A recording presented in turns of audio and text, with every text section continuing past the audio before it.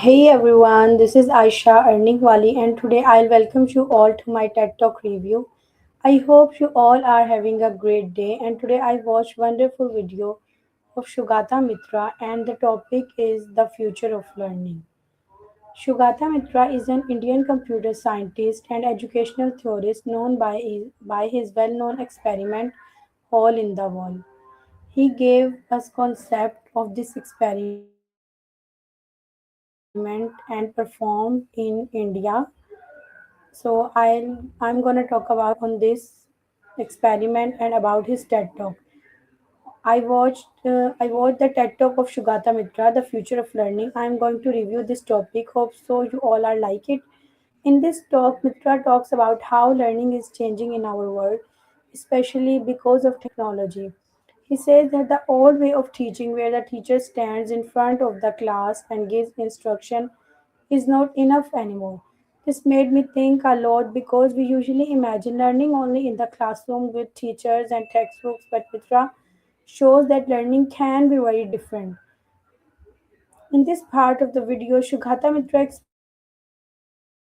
explains how education needs to change according to digital world. He discusses his experiments showing that children are naturally curious and capable of learning on their own when they are given access to technology and freedom to explore. He describes the hole in the wall experiment where computers were placed in public areas without instructions. And he conduct this experiment in India in villages or inside areas where where gaining education or learning education is quite difficult and mostly children are poor. He did this experiment to see what's happening. Children who had never used computers before quickly learned how to operate them, browse the internet, and teach each other. This proved that learning does not always require direct teaching. Collaboration plays an important role in the education. When children works in a group, they solve problem faster and understanding concept better through discussion and shared discovery. He did this experiment and said that no physical teacher we need as education changed like the modern digital era or word change. He explains that memorization is becoming less important because information is easily available online. Schools should focus on developing thinking skills, creativity, problem solving ability, and curiosity. And he gave the concept of the granny clouds where our elders appreciate our little ones so they become doing good and great things. So he said when like our elders appreciate our children and our children become motivated and doing great things. So he named this experiment the granny clouds. If we if we give good environment and little bit instructions, children prove us wrong and they did a great job. According to him, the teacher's role shifts from being a lecturer to becoming a facilitator who encourage students ask big questions and supports independent learning. Overall, the future of education lies in self-organized learning environment where technology, curiosity, and teamwork help students learn more effectively. So here are three important points which I'm gonna discuss. Children can learn by themselves. If we provide internet and provide a good environment, then children can learn by themselves without any teacher, and he learned in a very good way.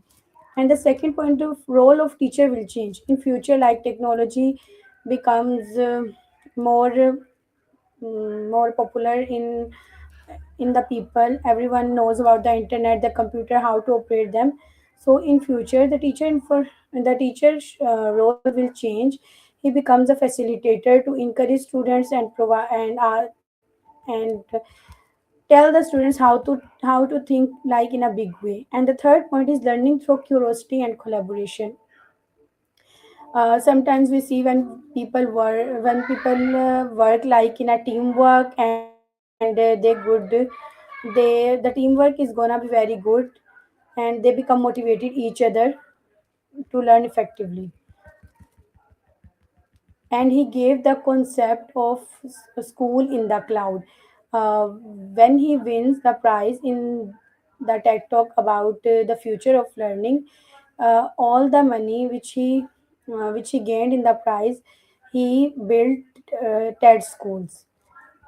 He built at schools in this way, like put a big screens and in public areas or in safe environments. Only he gave an internet and computer and big screens, and no physical teacher needed, no physical teacher provide. And he saw after a few time that students and the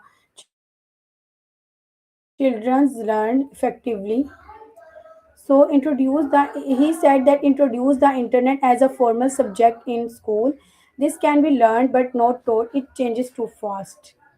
That will learn the internet because there are many things which changes in the internet, and introduce complex dynamical system as a subject.